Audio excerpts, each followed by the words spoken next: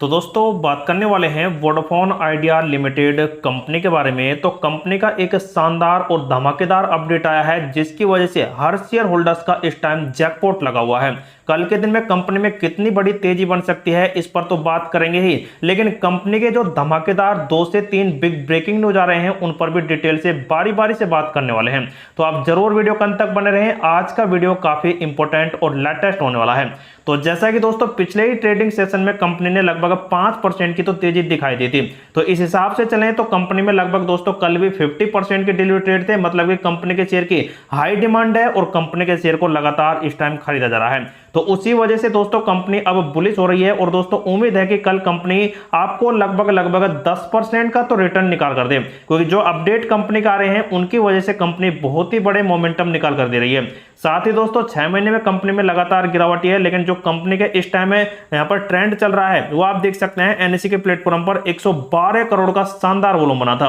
जिनमें से 46% daily trade था। मतलब कि कंपनी में पॉजिटिविटी अभी तक बरकरार है और जो कंपनी के एवॉर्ड बने हैं पिछले ट्रेडिंग सेशन के वो भी एकदम पॉजिटिव में बनते दिखाई दिए हैं। तो इसी वजह से दोस्तों कंपनी एक शानदार धमाकेदार अपडेट निकाल कर दे रही है। साथ ही दोस्तों कंपनी के एक ट्रेडिंग विंडो का अपडेट आया हुआ है। 1 अक्टूबर से कंपनी की ट्रेडिंग बंद होगी, क्योंकि कंपनी अपने Q2 के रिजल्ट का एक बहुत ही बड़ा अपडेट देने वाली है, जो दोस्तों आपको 1 अक्टूबर के बाद देखने को मिलेगा। इसी वजह से कंपनी की ट्रेडिंग बंद करने का ऐलान किया गया है। लेकिन दोस्तों अब बात कर लेते हैं इस कंपनी के लिए कुछ ब्रेकिंग अपडेट। जैसा कि आप देख सकते हैं वोडाफोन आइडिया एयरटेल ने दूरसंचार मंत्री के समकक्ष एजीआर का मुद्दा उठाया और ब्रोकरेज ने तो इस कंपनी पर कह दिया है कि विकास की योजना वोडाफोन आइडिया की पटरी पर आ चुकी है। जी हां दोस्तों, अब कंपनी में जो सुधार होने वाला है वो काफी बेहतरीन रहेगा और आप देख सकते हैं 28 तारीख का ही अपडेट आ रहा है, जिसके जैसे कि आपको पता है एजीआर जो कंपनी का केस चल रहा था उसे सुप्रीम कोर्ट ने खारिज कर दिया है और उसी को मद्देनजर रखते हुए कंपनी के अध्यक्ष रविंद्र टक्कर ने कहा है कि साप्ताहिक कॉन्फ्रेंस कॉल के दौरान कि वोडाफोन आइडिया है जो काफी जल्द मजबूत योग्यता और सरकार के बीच बातचीत उत्साहित करना जारी रहेगी। साथ ही 290 करोड़ रुपए का जो सरकारी कर्ज कंपनी पर उसे सुधार पैकेज के अनुसार इक्विटी शेयर में परिवर्तित कर दिया जाएगा। मतलब कि 290 अरब रुपए के बदले में इक्विटी यहां पर परिवर्तित की जाएगी, शेयर वगैरह दे दिए जाएंगे या फिर दोस्तों कुछ अनाउंसमेंट और भी आएंगे तो आपके साथ जरूर अपडेट कर दिए जाएंगे। साथ ही दोस्तों वोडाफोन आइडिया पर 350 अरब रुपए मतलब कि 250 अरब तो इनमें है ऋण और 100 अरब रुपए है जो एलसी सुविधा है, वो यहां पर दोस्तों कंपनी के ऊपर ऋण है और जो यहां पर बंद करने की अब करीब है। लेकिन दोस्तों बढ़ावा यहां पर तभी दिया जाएगा जब कंपनी में कुछ बड़ा निवेश आएगा। लेकिन आईसीआई सिक्योरिटीज का भी मानना है कि कंपनी अगले 3 वर्षों में रेडियो की आपूर्ति के लिए प्रमुख उपकरण की आपूर्ति के साथ 300 बिलियन रुपए के सौदे भी किए जाएंगे और उसे नवंबर 2024 के आसपास उम्मीद है। लेकिन दोस्तों यह भी माना जा रहा है कि 15 महीने में 15 से 20% की एक और टैरिफ बढ़ोतरी की जाए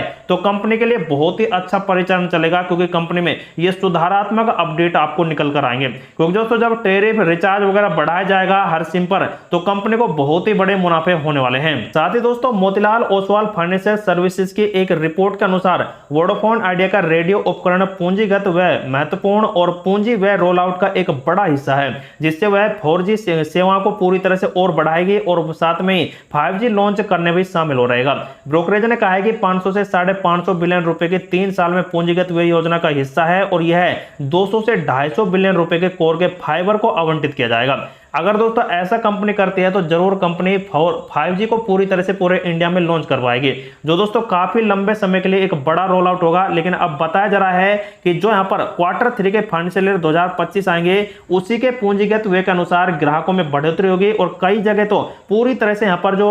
170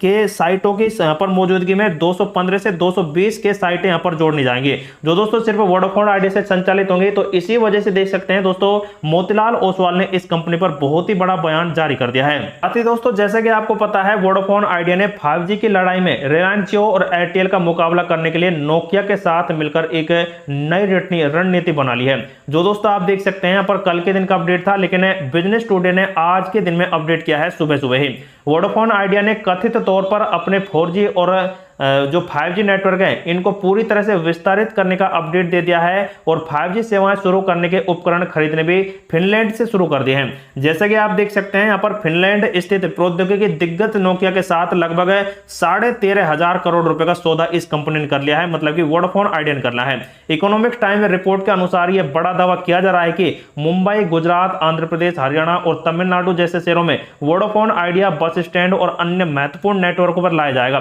मतलब कि वहां पर 5G सेवाएं जल्द शुरू कर दी जाएंगी। उसके साथ ही दोस्तों कथित तौर पर यह भी कहा गया है कि नोकिया 4G और 5G दोनों उपकरण तैनात करेगा, जिसमें वोडाफोन आइडिया को मौजूदा 4G इंफ्रास्ट्रक्चर का आधुनिक होगा और साथ ही जो बड़े बड़े शहर हैं उनमें 5G रोल आउट करने की सुविधा भी मिलेगी। इसके बीच ही देख सकते हैं बहुत ही बड़ी खबर आ रही है और बताया जा रहा है कि वोडाफोन आइडिया लगभग 200 मिलियन ग्राहक अब कनेक्ट कर पाएगा और उसकी वजह से दोस्तों कंपनी का टैरिफ बढ़ोतरी होगा और कंपनी को बड़े प्रॉफिट होंगे। तो ये दोस्तों कुछ ऐसे बेहतरीन अपडेट हैं जिनकी वजह से कंपनी में कल मंडे के दिन में कम से कम 10% के अपर ट्रेंड तो चलने ही चलने चाहिए। तो दोस्तों कल के लिए पिवोट लेवल आप देख सकते हैं, पहला तो होने वाला है 10.5 का सपोर्ट, सेकंड सपोर्ट होने वाला है 10.2 का और नेक्स्ट थर्ड वाला होने वाला है 10 रुपए का। मतलब कि कंपनी 10 रुपए के नीचे ब्रेकडाउन नहीं करने वाली है। अगर कंपनी में उछाल लगती है 5% की तो कंपनी लगभग 11.5 तो जाएगी, लेकिन कंपनी 10% से 15% जाती है तो कम से कम यह 12 रुपए से 13 रुपए के बीच में के यहाँ पर टारगेट आपको निकाल कर दे सकती है।